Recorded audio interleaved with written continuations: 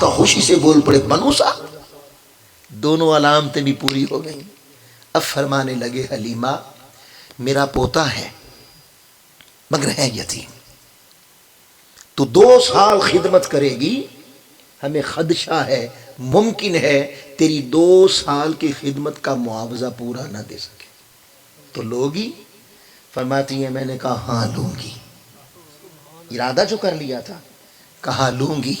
جب میں نے کہا نہ لوں گی تو اب انہوں نے اس کمرے کی طرف اشارہ کیا جہاں وہ ودھا کے مکڑے والا لیٹا ہوا تھا۔ انہوں نے کہا اچھا لوگی تو جاؤ پھر اندر چلی جاؤ، یہ کمرہ ہے۔ اب فرماتی ہیں میں اس کمرے کی طرف بڑھ رہی تھی جہاں اللہ کا محبوب لیٹا ہوا تھا۔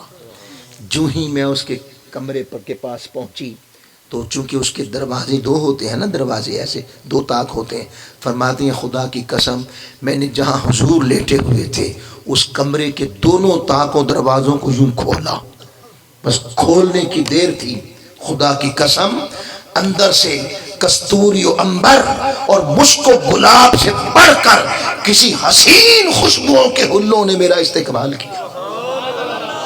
سارا کمرہ حسین خوشبو سے مہکا ہوا تھا، اور ایسی خوشبو میں نے زندگی میں کبھی نہیں سونگی تھی۔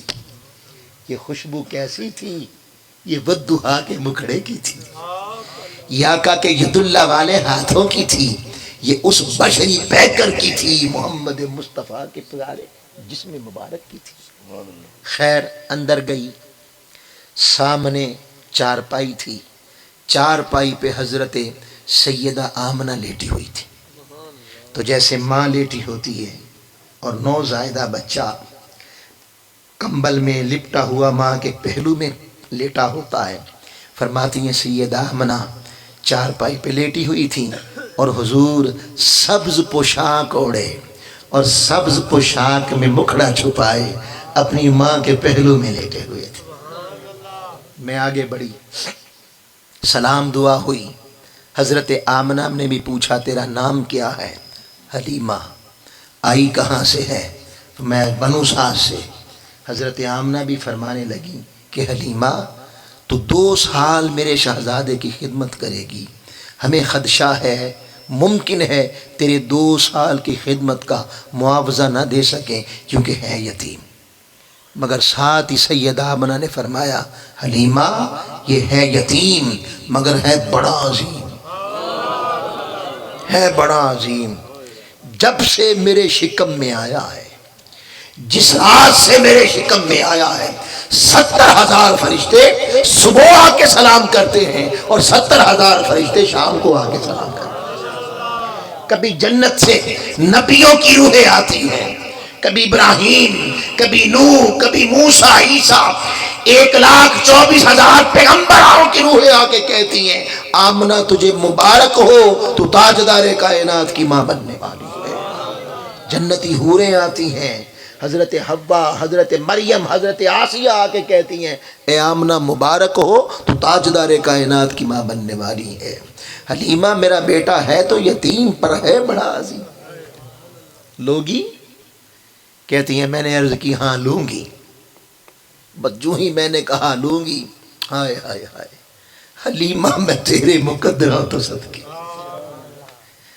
قربان جائیں جس کے گنبد کی ایک جھلک کے لیے عاشق تڑپ رہے ہیں، کیا بات، جس کے مدینوں کی گلیوں کی خاک دیکھنے کے لیے عاشق تڑپتے ہیں۔ فرماتی ہیں میں آگے بڑھی اور میں نے مصطفیٰ کو یوں ہاتھوں پہ اٹھا لیا، حضور کو ہاتھوں سے اٹھا لیا، چونکہ کمبل میں لپٹے ہوئے تھے، سبز پوشاک تھی، مکھڑا چھپا ہوا تھا، ہاتھوں پہ اٹھایا۔ دل میں آیا کیوں نہ شہزادے کو دیکھوں جس کو گود میں لیا ہے، مکھڑا تو دیکھوں۔ فرماتی ہے میں نے ایک ہاتھ کی گود بنائی اور دوسرے ہاتھ سے حضور کے مکھڑے سے نقاب الٹا، ہائے ہائے ہائے ہائے۔ کہتی ہیں خدا کی قسم پردہ ہٹنے کی دیر تھی، مجھے ایسے محسوس ہوا جیسے میرا انتظار کر رہے تھے۔ پہلے چشمان مقدس بند تھیں، میں نے جو ہی پردہ ہٹایا آپ نے مازاق کی آنکھیں کھول دی، جو ہی آپ نے آنکھیں کھولی آپ کی مبارک آنکھوں سے ایک نور نکلا اور وہ نور میرے دیکھتے ہی دیکھتے آسمانوں میں گم ہو گیا. میں حیران ہوئی یہ کیا تھا. اگلے ہی لمحے میں نے مصطفیٰ کو دیکھا. ہائے ہائے ہائے, مصطفیٰ نے مجھے دیکھا. ارے نینوں سے نین ملے, وہ مسکرا پڑے, مسکرا پڑے. کہتی ہیں خدا کی قسم اتنا حسین جلوہ میری آنکھ نے پہلے نہیں دیکھا تھا, اتنا حسین مکھڑا نہیں دیکھا تھا. بس آپ کا مسکرانا کیا تھا, آپ کے حسن کا جلوہ کرنا کیا تھا. مجھ پہ دیوانگی آ گئی, مجھ پہ بے خودی آ گئی. میں حضور کے حسن میں ایسی گم ہوئی, مجھے اپنا آپ بھی یاد نہ رہا, اور بے خودی کے عالم میں, دیوانگی کے عالم میں میرے من نے چاہا مصطفیٰ کے لبوں کو چوم لوں, حضور کے ہونٹوں کو چوم لوں, اور میں نے آقا کے لبوں کو چوم لیا. حلیمہ میں تیرے مقدراں تو صدقے, تو مدنی دا جھولا جھلیندی بھی ہو سے, تو سونے دا مکھڑا نورانی نورانی, تک دی تے رہییں چمیندی بھی ہو سے. فرماتی ہیں میں نے حضور کا مکھڑا لب چومے. فرماتی ہیں لب چومنا کیا تھا, آقا کے لبوں کو بوسہ دیا. حضور کے لبوں سے لب مس ہوئے تھے, بس مس ہونا تھا. میں نے کیا محسوس کیا, میرے جسم میں ایک بجلی دوڑ گئی, بجلی دوڑ گئی. آقا کے لب چومے, وہ جسم جو خوراک نہ ملنے کی وجہ سے ہڈیوں کا ڈھانچہ بنا ہوا تھا, حضور کے لب چومنے کی دیر تھی, سارے جسم پہ گوشت چڑھایا, سارا جسم سے ڈول ہو گیا. اور اب چھاتیوں میں خوراک نہ ملنے کی وجہ سے دودھ نہیں ہوتا تھا. حضور کے لب چومے, جسم گوشت سے بھر گیا, چھاتیاں دودھ سے بھر گئیں, اور اگلے ہی لمحے میں نے مصطفیٰ کو دودھ بھی پلانا شروع کر دیا. واہ واہ واہ, حلیمہ میں تیرے مقدرات صدقے. سیدہ آمنہ نے پوچھا اے حلیمہ میں دے کچھ نہیں سکتی, دے کچھ نہیں سکتی, میرے شہزادے کو لوگی؟ فرماتی ہے میں نے کہا اے سیدہ تو یقین کر لے, مجھے کچھ نہیں چاہیے, یہ شہزادہ میری گود میں ڈال دے, اس کی نوکری دے دے, ہائے ہائے ہائے, اس کی غلامی دے دے. انہوں نے کہا اچھا جا پھر لے جا. فرماتی ہیں جب آ رہی تھی تو چال اور تھی, جب تک مصطفیٰ نہ ملے تھے تو غم تھے, جب تک حضور کی نوکری نہیں ملی تھی تو دکھ تھے, جب تک آقا کی نوکری نہیں ملی تھی غموں نے ڈیرے لگا رکھے تھے. حضور کا آنا تھا چال ہی بدل گئی, حضور کا آنا تھا انداز بدل گئے. میں خوشی خوشی دوڑتی ہوئی باہر آئی. جو ہی باہر نکلی حضرت حارث نے مجھے دیکھا, مجھے دیکھ کے کہتے ہیں یہ وہی ہے جو اندر گئی تھی, یہ جو اندر گئی تھی وہی ہے. اندر گئی تھی تو ہڈیوں کا ڈھانچہ, باہر آئی تو خوبرو حسینہ. پوچھا حلیمہ یہ تبدیلی کیسی, یہ تیرے جسم میں تبدیلی کیسے آ گئی؟ فرماتی ہیں میں نے کہا حارث اونٹنی پہ کجاوا سجاؤ, آج کوئی بڑی نعمت ہاتھ لگ گئی, کوئی بڑی نعمت ہاتھ لگ گئی ہے. انہوں نے بھی کہا ہاں حلیمہ نعمت عظیمہ لے کے آئی ہو, بڑی نعمت لے کے آئی ہو. فرماتی ہیں حضور گود میں تھے, وہ کجاوا سجانے لگے. مجھے سمجھ نہ آئے اے مولا میں تیرا شکر کیسے ادا کروں, تو نے اپنا محبوب ہی میری گود میں ڈال دیا. یہ سوچ رہی تھی کہ اچانک میری نظر کعبے پہ پڑی. جب کعبے پہ پڑی میرے دل میں خیال آیا یہ کجاوا سجا رہے ہیں, میں کعبے کا طواف کر کے اللہ کا شکر ادا کرتی ہوں. میں اسی طرح حضور کو گود میں لیے کعبے کی طرف گئی. فرماتی ہیں خدا کی قسم جو ہی صحن کعبہ میں اتری تو میں نے کیا دیکھا, میں نے دیکھا کعبہ مصطفیٰ کو آتا ہوا دیکھ کر میں نے دیکھا کعبہ مصطفیٰ کے سامنے سجدے میں, کعبہ اور کعبے کے بت سجدہ ریز ہو گئے. ہائے ہائے ہائے ہائے. لوگو امام العاشقین سیدی اعلی حضرت امام احمد رضا خان بریلوی رحمۃ اللہ تعالی علیہ, آپ نے یہ جو فرمایا نا حاجیو آؤ شہنشاہ کا روزہ دیکھو, یہ جو فرمایا کعبہ تو دیکھ چکے اب ذرا کعبے کا بھی کعبہ دیکھو. یاد رکھ لو یہ جذباتی بات نہیں ہے، یہ کوئی دیوانگی کی بات نہیں ہے. حلیمہ کہتی ہیں ایکچوئل کعبے نے مصطفیٰ کو سجدہ کیا، سجدہ کیا، اور گویا آقا کو سجدہ کر کے زبان حال سے کہہ رہا تھا ارے لوگو میں تمہارا کعبہ ہوں، میرا کعبہ مصطفیٰ کا بکھرا ہے.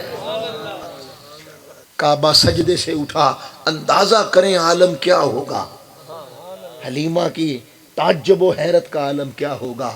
کعبہ سجدے سے اٹھا، میں حضور کو گود میں لیے محو طواف ہو گئی. طواف کیا. اب طواف کے آخر پہ کیا کرتے ہیں؟ حجر اسود کو بوسہ دیتے ہیں. فرماتی ہیں اسی طرح حضور گود میں پوشاک میں لپٹے ہوئے تھے، میں حجر اسود کی طرف گئی اور اسے بوسہ دیا. بوسہ دے کے پلٹی، 2-4 قدم چلی، دل میں خیال آیا کیوں نہ اپنے محمد کو بھی بوسہ دینا. پھر پلٹی، پھر واپس آئی. جب پھر واپس آئی تو اب حجر اسود آپ کے علم میں ہے کعبے کی دیوار میں نصب ہے. فرماتی ہیں اس کے مقابل کھڑی ہو گئی اس لیے کہ حضور کو بوسہ دلاتی ہوں. میں نے حضور کے مکھڑے سے پردہ ہٹایا، نقاب اٹھایا کہ میں حضور کو بوسہ دلاتی ہوں. کہتی ہیں خدا کی قسم جو ہی آقا کا مکھڑا بے نقاب ہوا، جو ہی حضور کا جلوہ والدہا کا مکھڑا بے نقاب ہوا، جب حضور کے مکھڑے سے پردہ ہٹا میں نے کیا دیکھا؟ حجر اسود نے کعبہ چھوڑ دیا، نکل آیا اور مصطفیٰ کے لبوں کو بوسے دے، حضور کے لب چومنے لگا. ہائے ہائے ہائے ہائے، وہ کیا شعر ہے اس کی بھی درستگی کر لیں. حجر اسود نو میں سوال کیتا ہے نا، کوئی ایسا شعر ہاں کسے سوال کیتا کہ تینوں کیوں دنیا چم دیے؟ انہیں اگوں جواب دیتا مینوں اس لیے دنیا چم دیے مینوں چمیا کملی والے نے. ایسا ہی ہے نا شعر میں، مینوں چمیا کملی والے نے. ایمان سے بتائیں پہلے کس نے چوما؟ پہلے کس نے چوما؟ ارے مصطفیٰ نے تو چوما جب کبھی جوان ہوئے ہوں گے، جب کبھی طواف کیا ہوگا مصطفیٰ نے تب چوما. ارے حجر اسود نے تو حضور ابھی آئے ہیں، حلیمہ کی گود میں ہیں، کعبہ چھوڑ کے مصطفیٰ کو چوما، کعبہ چھوڑ کے مصطفیٰ کو چوما. آواز آئی وَرَفَعْنَا لَكَ ذِكْرَكَ. ہائے ہائے اے حجر اسود تو نے یار چوما ہے، دنیا تجھے چومے، دنیا تجھے چومے گی. اور کریکشن کیا ہوئی؟ حجر اسود نے اگوں جواب دیتا مینوں ایس نہیں دنیا چم دیے، میں چمیا کملی والا ہے. بنتا بھی یہی ہے نا، میں چمیا کملی والا ہے. حجر اسود نے بوسہ دیا. فرماتی ہیں میں پلٹی، سواری پر کجاوا سج چکا تھا، ادبن احترامن. حارث جو میرے شوہر تھے کجاوے میں آگے بیٹھے، میں حضور کو گود میں لیے پیچھے بیٹھی. ارے ادب سیکھنا ہو تو لوگوں جانوروں سے سیکھ لو. حضور کا ادب کیا ہے یہ جانور بھی جانتا ہے، انسان ہی نادان نہیں جانتا مصطفیٰ کا ادب کیا ہے. فرماتی ہے میں حضور کو پیچھے لے کے بیٹھ گئی. خدا کی قسم اونٹنی کو اٹھائیں اٹھے ہی نہ، اٹھے ہی نہ. حیران ہو گئے، دیر تک اٹھاتے رہے، اونٹنی اٹھنے کا نام نہ لے. پریشان ہو گئے. ایک حدیث میں یہ ہے کہ جب ہم اس پہ تشدد کرنے لگے، تھوڑا سختی کرنے لگے، تو اس اونٹنی نے میری طرف دیکھا، مڑ کے دیکھا، بے اذن الہی اس نے فصاحت کے ساتھ انسانوں کی طرح بولی اور مجھے کہتی ہے حلیمہ جسے پیچھے لے کے بیٹھ گئی ہو جانتی بھی ہو یہ ہے کون؟ اس اونٹنی نے کہا جانتی بھی ہو یہ ہے کون؟ ایک حدیث یہ ہے اور ایک حدیث یہ ہے کہ جب ہم دیر تک اس کو اٹھاتے رہے، اونٹنی اٹھنے کا نام نہ لے، تو میرے ہی دل میں خیال آیا، میرے ہی دل میں خیال آیا. میں نے کہا حارث آپ ذرا نیچے اتریں. حارث نیچے اترے، میں نے ترتیب بدل دی. ہائے ہائے ہائے ہائے، حارث کون ہیں؟ حلیمہ کے شوہر۔ اور یاد رکھ لو اس کائنات رشتہ خاندان میں سب سے عظیم رشتہ میاں بیوی کا۔ اس لیے آقا نے فرمایا اگر میں اللہ کے بعد کسی کو سجدے کی اجازت دیتا تو بیوی کو کہتا وہ شوہر کو سجدہ کرے۔ یہ اتنا عظیم رشتہ، یہ واحد رشتہ جنت میں بنا۔ میاں بیوی کا رشتہ اللہ نے خود جوڑا، جنت میں بنا۔ جب وہ نیچے آئے بقیہ سارے رشتے زمین پہ بنے، اور جب لوگوں عمل فنا ہوگا، قیامت ہوئے گی، سب رشتے فنا ہو جائیں گے۔ جنت میں نہ کوئی باپ ہوگا، نہ کوئی ماں ہوگی، نہ بیٹی، نہ بہن، نہ بھائی، نہ دوست، ایک ہی رشتہ ہوگا، ایک بیوی ہوگی، ایک شوہر ہوگا۔ اتنا عظیم رشتہ، اتنا مقدس رشتہ، نورانی رشتہ بھی کہوں تو بے جانا ہوگا، چونکہ جنت میں بنا، اور جنت کی ہر شے ہی نورانی ہے۔ جنت میں بنا، فرماتی ہے ترتیب بدل دی، عظیم رشتہ پیچھے کر دیا، مصطفیٰ کو آگے کر دیا، مصطفیٰ کو آگے کر دیا۔ اللہ کی عزت کی قسم، ترتیب بدلنے کی دیر تھی۔ وہ سواری جو اٹھنے کا نام نہ لیتی تھی اٹھی اور ناچنے لگی، ہائے ہائے ہائے، اٹھی اور جھومنے لگی، اور ہمارے سامنے اس نے کعبے کی طرف رخ کر کے 3 سجدے کیے، 3 سجدے کیے، گویا زبان حال سے کہہ رہی ہو اے مولا تیرا شکریہ اپنے محبوب کی مجھے سواری بنا ڈالا۔ ہائے ہائے ہائے ہائے، لوگوں حلیمہ بتا رہی ہے ترتیب بدل دو۔ آج ہم نعرہ حضور کا لگاتے ہیں، ترتیب الٹ ہے۔ نعرہ آقا کی غلامی کا لگاتے ہیں، ترتیب الٹ ہے۔ ہم نے رشتے آگے کر دیے، حضور کو پیچھے کر دیا۔ آپ سنتے نہیں ایسے؟ یار دوست ہے، جھوٹی گواہی دینی چاہیے، محلے دار ہے، باپ بھی نہیں، محلے دار ہے۔ ہمارا یہ ایمان ہے کہ آقا کہیں خبردار جھوٹی گواہی نہ دینا، کہیں عدل و انصاف مٹ نہ جائے۔ حضور نے فرمایا حرام نہ کھانا، نعرے حضور کے۔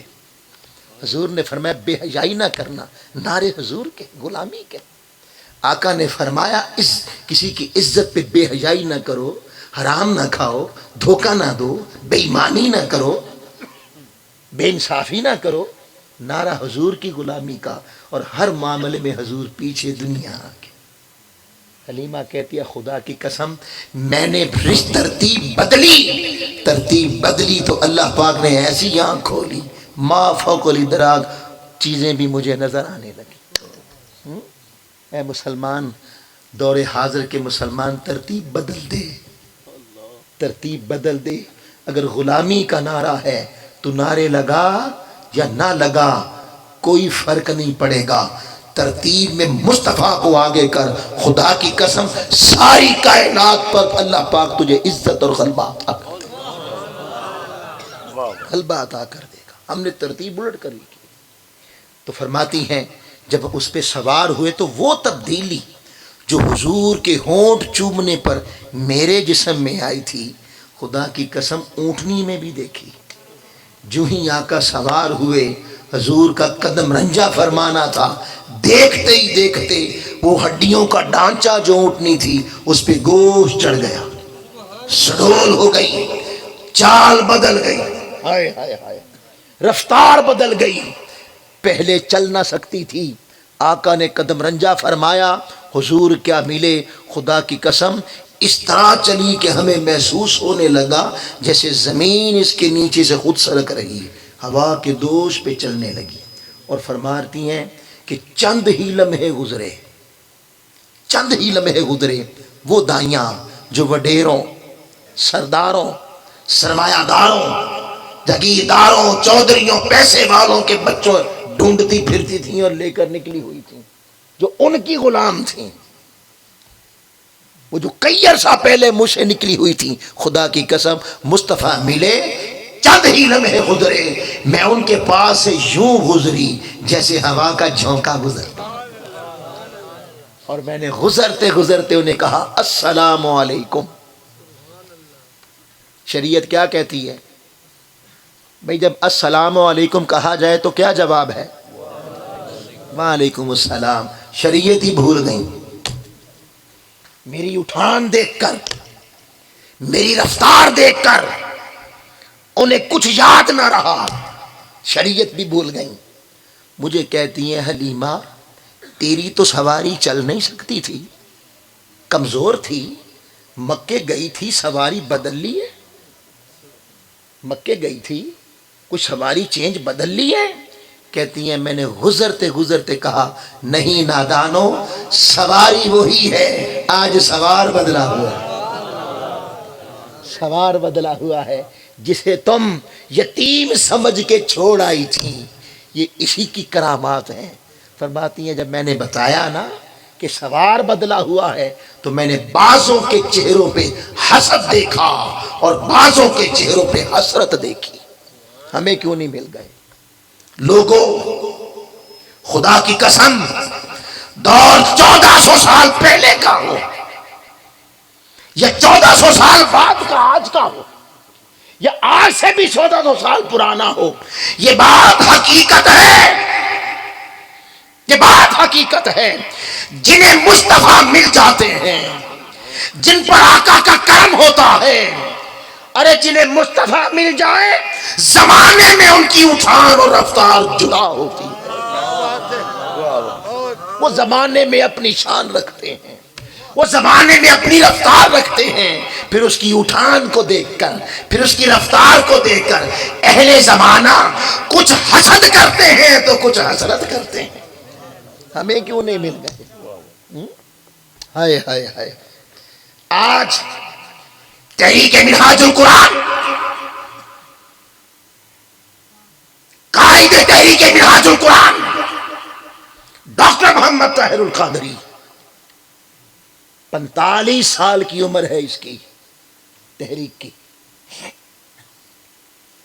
45 سال کی، 50 سال کی عمر ہوگی تحریک کی، مگر قربان جائیں 150 سال سے چلنے والی جماعتیں نیچے رہ گئیں اور یہ تحریک شرق سے غرب تک، شمال سے جنوب تک، جہاں سورج کی کرنیں جاتی ہیں وہاں مصطفیٰ کا پیغام لے کر پہنچ چکی. جہاں سورج کی کرنیں جاتی ہیں وہاں مصطفیٰ کا پیغام یہ تحریک پہنچا چکی ہے. اور دنیا کے 107 ملکوں میں تحریک کے منہاج القرآن کے بڑے بڑے ادارے ہیں، نیٹ ورک ہے، یونیورسٹیاں ہیں.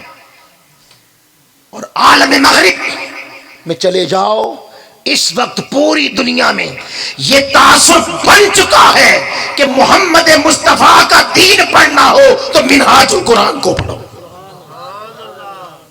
یہ تاثر بن چکا ہے. اور ڈاکٹر طاہر القادری وہ افق پر سورج کی طرح چمک رہا ہے. کیا وجہ ہے لوگوں؟ یہ کوئی پہچان نہیں کہ اس کی مخالفت کون کرتا ہے. بڑے بڑے مفتی فتویٰ دیتے ہیں، بڑے بڑے لوگ اس کی مخالفت کرتے ہیں، کافر زندیق کہتے ہیں، اس کو گمراہ کہتے ہیں. تو کیا بڑے بڑے لوگ مفتی گمراہ کہیں تو ان کے کہنے سے کوئی گمراہ ہو جاتا ہے؟ داتا گنج بخش علی حجویری لاہور میں آئے تو جتنے قلگی والے بڑے بڑے مفتی تھے سب نے کہا کافر زندیق آ گیا ہے. تو کیا ان کے کہنے سے آج کی تاریخ میں آپ داتا صاحب کو کیا کہیں گے اور ان مفتیوں کو کیا کہیں گے؟ حضرت بابا فرید الدین گنج شکر تذکرہ صابریہ پڑھے، 150 مفتی متحد ہو کر حضرت فرید الدین گنج شکر کو زندیق اور کافر کا فتویٰ دیتے تھے. مجمع لگا لگا کے لوگوں کو گمراہ کرتے تھے، یہ زندیق ہے، یہ کافر ہے، یہ گمراہ ہے. حتیٰ کہ صابر کلیر نے کہا حضور یہ مفتی آپ کو گمراہ، جاہل اور زندیق کہتے ہیں، آپ انہیں کچھ کہتے ہی نہیں، آپ ان کو کچھ بھی نہیں کہتے. تو حضرت بابا فرید الدین کہا مجھے اجازت دیں میں ان کی خبر لیتا ہوں. تو بابا فرید الدین گنج شکر مسعود نے فرمایا بیٹے یہ اسی لیے پیدا ہوئے ہیں، وہ ان کا کام ہے انہیں کرنے دو، اگر ہم ان کے جوابوں میں لگ گئے تو مصطفیٰ کے دین کی خدمت کون کرے گا؟ یہ اسی لیے پیدا ہوئے ہیں۔ تو کیا اس سے آپ آج کی تاریخ میں اس وقت تو 150 مفتیوں کے پیچھے بڑے لگے ہوں گے، کئیوں نے اپنا ایمان برباد کیا ہوگا، کئیوں نے اپنی تباہی کی ہوگی ان مفتیوں کے پیچھے لگ کے۔ آج کی تاریخ میں آج کا ان پڑھ بھی اس مفتی کو کیسے دیکھتا ہے، بابا فرید الدین کو اور مفتی کو کیسے دیکھتا ہے؟ ارے مفتیوں نے فتوے لگا دیے، سیاسی مخالف، بیرونی طاقت مخالف، داخلی طاقت مخالف، ہر کوئی الزامات لگا رہا ہے۔ یہ پہچان نہیں ہوتی کہ سارے اس کو فتوے دیتے ہیں اور الزام لگاتے ہیں، یہ نہیں پہچان۔ پہچان حق کی کیا ہے کہ ساری طاقتیں، داخلی خارجی طاقتیں اس کی عزت کو مجروح کرنے پہ لگی ہو، مگر ہرانے والا وقت اسے بلند کر رہا ہے، اور وہ افق پر نیر تابہ کی طرح چمک رہا ہے اور پوری دنیا کو سورج کی طرح روشنیاں بانٹے چلا جا رہا ہے۔ اگر یہ پیمانہ بنا لیں گے کہ بڑے بڑے علم والے، بڑے بڑے سیاسی، بڑے بڑے قلگی والے اس کی مخالفت کرتے ہیں لہذا حق پہ نہیں ہے، یہ پیمانہ بناؤ گے کہ ان کے کیا چاہتے ہیں؟ آقا اپنے شہزادوں کو سنبھالے ہوئے ہوتے ہیں۔ کتنی مخالفتیں ہوئیں، داخلی خارجی طاقتوں نے ارے پاؤں دیے کہ اس بندے پہ الزام ثابت ہو جائے، کوئی ڈالر ثابت ہو جائیں، کوئی اس بندے پر کرپشن ثابت ہو جائے، کوئی نوٹ ثابت ہو جائیں۔ خدا کی قسم خارجی داخلی طاقتوں نے پوری دنیا کی تحقیق کر کے بتا دیا، خبردار سوائے ماڈل ٹاؤن کے پوری دنیا میں 1 انچ اس بندے کی زمین نہیں۔ مجدد رواں صدی مصطفیٰ کی ہے کلی، جرأت و بہادری۔ آج ہر کوئی فتوے لگا رہا ہے، گالیاں نکال رہا ہے، الزامات لگا رہا ہے، مگر خدا کی قسم ارے یہ الزام لگانے والوں سے پوچھو تو صحیح تو نے حضور کے دین کی خدمت کیا کی ہے؟ اپنا کردار بھی رکھو اور اس کا کردار بھی دیکھو۔ اس نے نہ صرف پاکستانی قوم کو ظالمانہ نظام سے بچانے کی تگودو کی، اس کو چھوڑ دیں، ارے 40,000 حدیثوں کا مجموعہ، 700 سال تک حدیث پہ کام بند تھا۔ ریاض نسیم کے بعد، امام نووی کی کتاب کے بعد کوئی حدیث پہ تدوین کا کام نہیں ہوا۔ 700 کے سال کے بعد اللہ نے جس سے حدیث کا کام لیا وہ طاہر القادری ہے۔ انسائکلوپیڈیا آف قرآن جب قلم اٹھایا، ارے 1200 صفحے کی ایک جلد، 8 جلدوں پر مشتمل، 5000 موضوعات پر ایسا انسائکلوپیڈیا لکھا کہ شرق سے غرب تک اور شمال سے جنوب تک باطل طاقتوں کو بتایا کہ تمہارا علم سائنس ہو، میڈیکل ہو یا کوئی شعبہ ہو، ہر علم مصطفیٰ کی قدر ہے، اور قرآن میں ہر علم کا ثبوت پایا جاتا ہے۔ تفسیر پر قلم اٹھایا تو 30 جلدیں تفسیر کی لکھ دی، 20 جلدیں عامت الناس کے لیے اور 10 جلدیں علماء کے لیے، سب عربی میں لکھی۔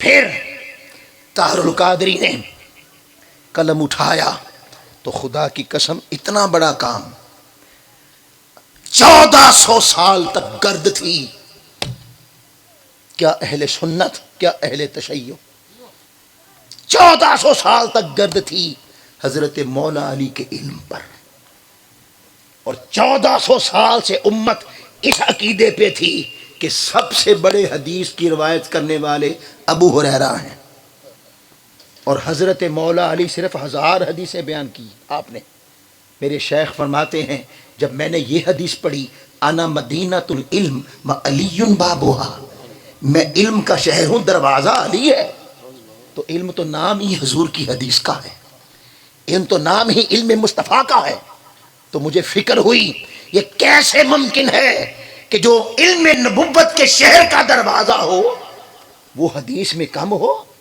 دنیا پھری، شرق سے غرب تک گئے، لائبریریاں پھری اور اہل سنت کی کتابوں سے 15,000 حدیثیں حضرت مولا علی کی مرویات جمع کر دی۔ یہ کام اللہ بے ایمان سے لے گا؟ یہ کام اللہ گمراہ سے لے گا؟ یہ کام اللہ اس سے لے گا جو لالچی ہو؟ اتنا بڑا حدیث کا کام، اتنا بڑا قرآن کا کام، اتنا بڑا علم شریعت کا کام، اور 2008 میں چلے جاؤ مسلمان پر دہشت گردی کا لیبل لگ گیا تھا، اور عالمی سطح پر داڑھی والے کو دہشت گرد کہے جانے لگا۔ ارے طاہر القادری کو گمراہ کہنے والوں، احسان مانو، شرق سے غرب تک، شمال سے جنوب تک عالمی طاقتوں کو للکار کے کہا بدبختو، مسلمان دہشت گرد نہیں ہو سکتا۔ ارے جس کا نبی ایک اونٹ آ کے شکایت کرتا ہے کہ یا رسول اللہ میرا مالک مجھے چارہ پورا نہیں دیتا، اور وہ نبی تڑپ جاتا ہے، اور وہ کہتا ہے جو جانور پر اتنا ظلم برداشت نہیں کرتا، جس کے پاس چڑیا آ کے روتی ہے اور چڑیا آ کے زاری کرتی ہے، وہ چڑیوں پہ بھی رحم کرتا ہے، اس کی تربیت ہو سکتی ہے کہ بازار میں بم چلا کے انسانوں کو قتل کر دیا جائے؟ یہ مسلمانوں کا نہیں ہے مذہب۔ مسلمان شرق سے غرب تک عالمی انٹرنیشنل ہانگ کانگ کی کانفرنس میں بیٹھ کر، جہاں پر آپ کی پاکستانی کمیونٹی تھی، کیا دنیا میں آپ کے پاس بندہ نہیں جو وہاں بیٹھ سکے؟ آپ کے پاکستانی میں نہ کوئی مذہبی لیڈر، نہ کوئی سیاسی لیڈر۔ وہ ایک کانفرنس ہوتی ہے 10 سال کے بعد، وہاں بیٹھ کر یہ فکر کی جاتی ہے دنیا سے بھوک کیسے ختم کی جائے، غربت کیسے مٹائی جائے، دنیا سے کس طرح قتل و غارت ظلم مٹایا جائے، اس پہ فکر کرتے ہیں۔ ڈاکٹر طاہر القادری جب اس میں بیٹھا تو ڈاکٹر طاہر القادری نے 1 گھنٹے کی گفتگو کے بعد یہ ثابت کر دیا عالمی طاقتوں کو کہ سن لو، اگر دنیا سے بھوک مٹانا چاہتے ہو، اگر دنیا سے دہشت گردی مٹانا چاہتے ہو، تو سوائے محمد مصطفیٰ کے نظام کے اور کوئی نظام ایسا نہیں ہے۔ ثابت کر دیا، اور وہ مان کے اٹھے کہ ہاں اگر کوئی دین ایسا ہے جو غریب کا پرسان حال ہے، جو مظلوم کا پرسان حال ہے، جو دہشت گردی کو ختم کرتا ہے، جو ہر قسم کی برائی مٹاتا ہے، سوائے محمد مصطفیٰ کے اور کوئی دین نہیں ہے اور کوئی نظام نہیں۔ اور قربان جائیں، اس کے بعد عالمی سطح پر یہ معاہدہ طے پایا کہ مسلمان امن پسند ہے، دہشت گرد نہیں ہے۔ تو جو انہیں گمراہ کہتے ہیں، ایک پنفلٹ بھی لکھا ہے اس امت کے لیے، کیا کام کیا حضور کے دین کا۔ یہ اللہ کی شان ہے، ایسے بندے ہر دور میں پیدا ہوتے ہیں، اور یہ بھی اللہ کی شان ہے کہ ان کی مخالفت میں ایک علمی مفتیوں کا طبقہ بھی رہتا ہے۔ پوری تاریخ پڑھ لیں، امام حسین پر فتویٰ دے دیا، طاہر القادری کیا شے ہے، وہ جن کا غلام ہے امام علی مقام، مفتیوں نے فتویٰ دے دیا معاذ اللہ حسین، معاذ اللہ باغی میں، تو کیا ان کے فتوے سے حسین باغی مان لو گے؟ کیا یعنی جاہلوں کی وجہ سے ایک حق والے کا ساتھ چھوڑ دو گے؟ اس کا کام دیکھو، اس کا نام دیکھو۔ 3 باتیں غیر عقلی ہیں، عقل تسلیم نہیں کرتی۔ وہ کسی سے ہو نہیں سکتا جب تک اللہ کا کرم نہ ہو، مصطفیٰ کی نگاہ نہ ہو۔ دنیا کا سب سے بڑا مسافر اس وقت ڈکلیئر ہو چکا ہے عالمی سطح پر، ہر ادارہ بین الاقوامی طاقت اس بات کو تسلیم کر چکی ہیں، جس نے ساری دنیا پھری وہ محمد طاہر القادری ہے۔ دنیا کا سب سے بڑا رائٹر اور اسلام کا سب سے بڑا رائٹر، شرق سے غرب تک، شمال سے جنوب تک، جس نے کوئی شعبہ نہیں چھوڑا، اور دور حاضر کا کوئی انسان چاہے وہ کسی مذہب سے تعلق رکھتا ہے، کسی فیلڈ سے تعلق رکھتا ہے، وہ میڈیکل شعبے سے ہو، وہ انجینئرنگ کے شعبے سے ہو، وہ اقتصادیات کا طالب علم ہو، وہ سائنس کا طالب علم ہو، وہ سیاسیات کا، امرانیات کا، جس شعبے کا طالب علم ہو، ہر ایک انسان کو قرآن سے اس کی رہنمائی نکال کے طاہر القادری نے دے دی اور بتا دیا، ہر ایک شعبے کی رہنمائی مصطفیٰ کے پاس ہے۔ 1500 کتابوں کا رائٹر ہے، 10,500 موضوعات پر خطاب، موضوعات پر، میری طرح نہیں ہے کہ اتھے بھی سیدہ حلیمہ دا ذکر تے اوتھے بھی سیدہ حلیمہ دا ذکر تے ہر جگہ ایک ہی ذکر، اللہ اللہ خیر صلی اللہ جی، کیسا ہی کرتے ہیں نا ہم لوگ، نہیں، 10,500 موضوعات، اتنے موضوع جو فتوے لگاتے ہیں وہ 1000 ہی موضوع گنا دیں اپنی زندگی کے، ان سے اتنا ہی پوچھ لیں کہ اسلام کے موضوع کتنے ہیں، 10,500 موضوعات، 50 سال سے وہ قرآن کے درس دے رہا ہے۔ ارے کسی کے پاس تھوڑا سا بھی قلب سلیم ہو اور تھوڑی سی بھی عقل سلیم ہو، تعصب نہ ہو، حسرت نہ ہو، حسد نہ ہو، کینہ نہ ہو، بغض نہ ہو، تھوڑا سا بھی اللہ کا خوف رکھتا ہے، تھوڑا سا عقل سلیم رکھتا ہے، تو اس کے سمجھنے کے لیے اتنا ہی کافی ہے، اتنا ہی کافی ہے۔ 50 سال سے درس قرآن دے رہا ہے اور 50 سال میں 10 مقام پر اگر ایک آیت پڑھی ہے کبھی گفتگو رپیٹ نہیں کی، واہ واہ سبحان اللہ۔ جب بولتا ہے کوئی نیا چشمہ کھولتا ہے، شرق سے غرب تک، شمال سے جنوب تک، پاکستان کے خطے، پوری دنیا کے خطے میں وہ خطاب کرتا ہے، عربی میں، انگلش میں، اردو میں، مگر جب بولتا ہے رپیٹ نہیں کرتا، کوئی نیا ہی چشمہ کھول دیتا ہے۔ اتنا علم اللہ گمراہ کو دے گا؟ اتنا قرآن کا علم، اتنے قرآن کے چشمے، عرفان کے چشمے اللہ گمراہ کو دے گا؟ اللہ بے ایمان کو دے گا؟ اللہ ڈالروں کے بھوکے کو دے گا؟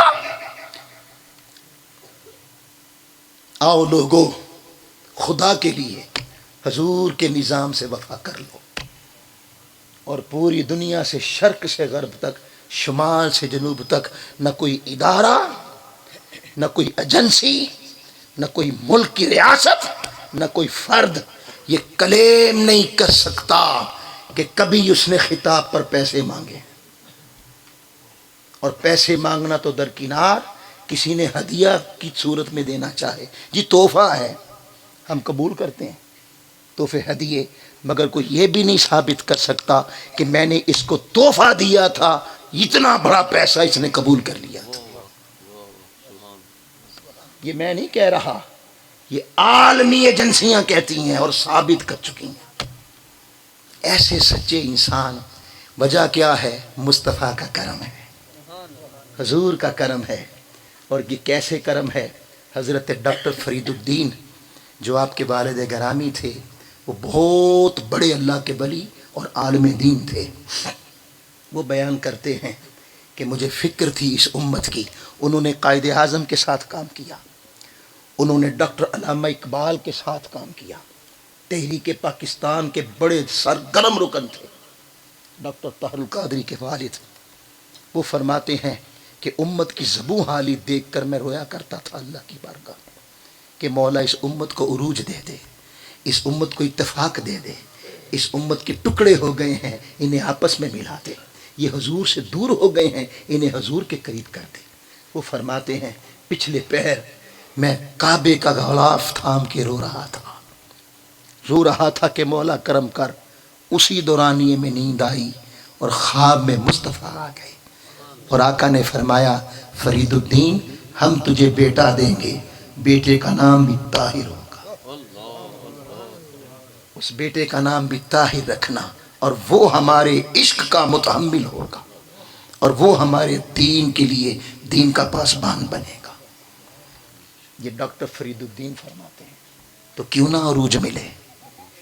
یہی وجہ ہے کہ ساری طاقتیں فتوے باز فتوے لگا مر گئے, الزام لگانے والے مٹ گئے, عزت اچھالنے والے مٹ گئے. قربان جائیں, حلیمہ کہتی ہیں جب مصطفیٰ مل جائیں تو رفتار جدا ہوتی ہے. جن پہ مصطفیٰ کا کرم ہوتا ہے ان کی اٹھان جدا ہوتی ہے, ان کی رفتار جدا ہوتی ہے. پھر انہیں دیکھ کر اہل دنیا کوئی حسد کرتا ہے تو کوئی حسرت کرتا ہے. آؤ لوگو منہاج القرآن کا ساتھ دو. میں محترم امجد تقی صاحب صدر صاحب کو, منہاج القرآن کے ہر کارکن کو مبارکباد دیتا ہوں.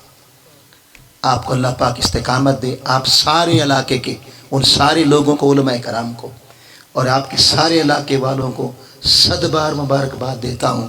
اللہ نے, اللہ کے رسول نے, گنبد خضرا والے نے کرم کیا, آپ کو چن لیا اور یہ خوبصورت آقا کی محفل سجائی, حضور کا ذکر کیا.